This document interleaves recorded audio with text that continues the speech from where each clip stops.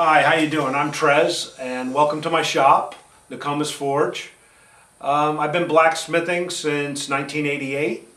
I enjoy it very much. We're here today to talk about hammers and hammer use and hammer safety and ergonomics and how it affects you in your daily production as a blacksmith. And this class is really designed for the beginner, but there's a lot of good information for everybody else. This is to help the beginner decide what kind of hammer to buy, what's going to give them the best bang for the buck. Well, now what is a hammer? Basically, a hammer is a hunk of metal on the end of a wooden stick. And that shape of that lump is dictated by several different factors. One is region. The French have their own style, the Swedish have their own, the Dutch have their own style, the Germans have their own style, the Czechs or the Hoffi hammer is a different style altogether, and the Japanese or the dog face hammer, again, is another style out there. And they all have specific functions and uses in the blacksmith shop. So there are the hammer has basically two faces. It has a flat face and a rounded face. And I know people will say that's not perfectly flat. No, it's not. Everybody shapes theirs a little differently. Everybody crowns theirs a little differently. But majority of it, it's pretty flat. I mean, it's not 100% true. If you want it flat, get a flattener and hit it with a sledgehammer and make your piece of metal perfectly flat, or as flat as it's going to be. And the round shape, it's either in a radius, like a ball peen hammer, and that, again, moves the metal in a round shape. Or it's a pointed round shape, like a cross peen or a straight peen hammer.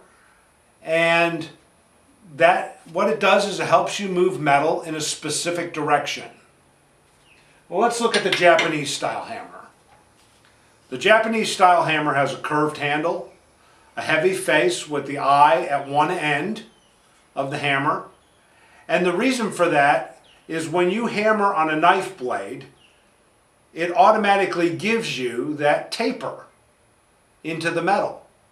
Now, the dog face hammer, which is very similar, is an English hammer, and that's what they use when they do files. So you've got that curve and that angle that's setting you up to cut those grooves into a file. So it's a great hammer, has its great purposes. When you're striking with the hammer, you're basically only going to hit 5 ways. You're going to hit with the hammer flat. You're going to hit with the toe. You're going to hit with the heel of the hammer, or either face. Now, I know there's people out there that say, well, there's more than 5 ways to hit with a hammer. What about an off-face blow, where half of the hammer is on the anvil and half of the hammer is off the anvil? Well, yeah, but you're only hitting it with one of those 5 ways. Either you're hitting it flat, half on, half off, or you're hitting it toe in, half on, half off, or heel in, half on, half off. So basically, they're really only 5. Let's not make it any more difficult than it has to be. Now, when you swing a hammer, there's a thing called Newton's second law, and that is force equals mass times acceleration. And I'm no great mathematician by any means, but it comes into play with everything that we do. If you could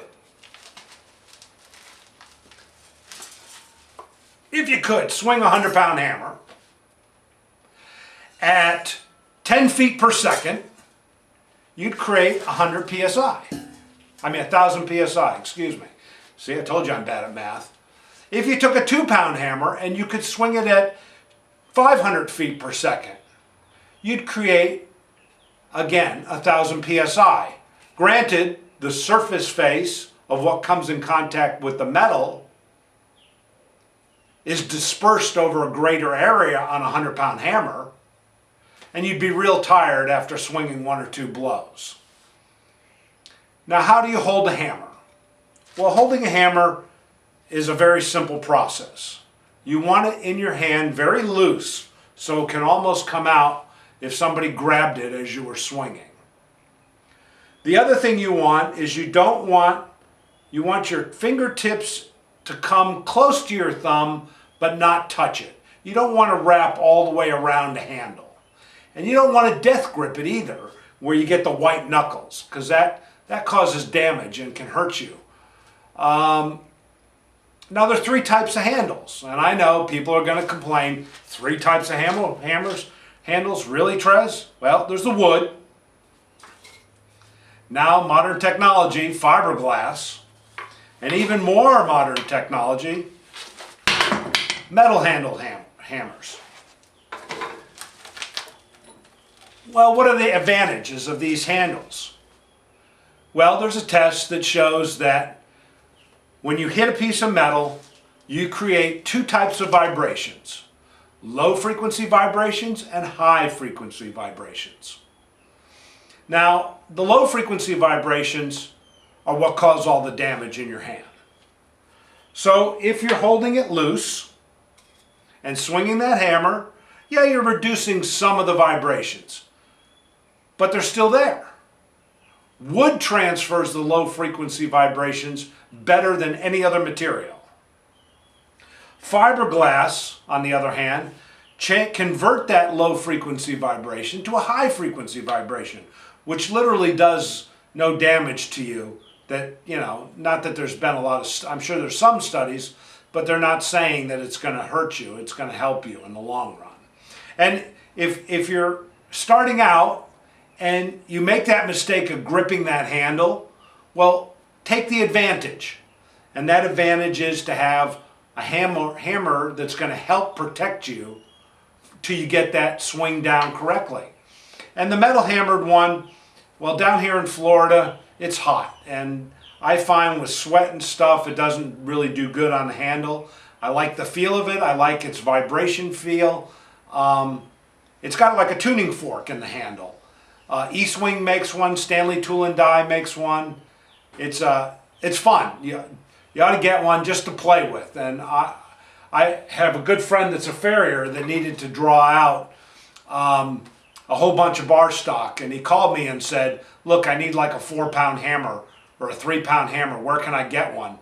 And I said, well, run down to the box store, Home Depot or Lowe's. They carry the Stanley Tool & Die and the E-Swing regularly. It's a cross-peen hammer. Yeah, it's rough. It needs to be dressed and faced, but it's a good hammer. And he called me back he laughed at me, and then he called me back about 4 hours later and said, I'd have never believed it unless I used it for the day. And it's amazing. It did exactly everything I wanted it to do.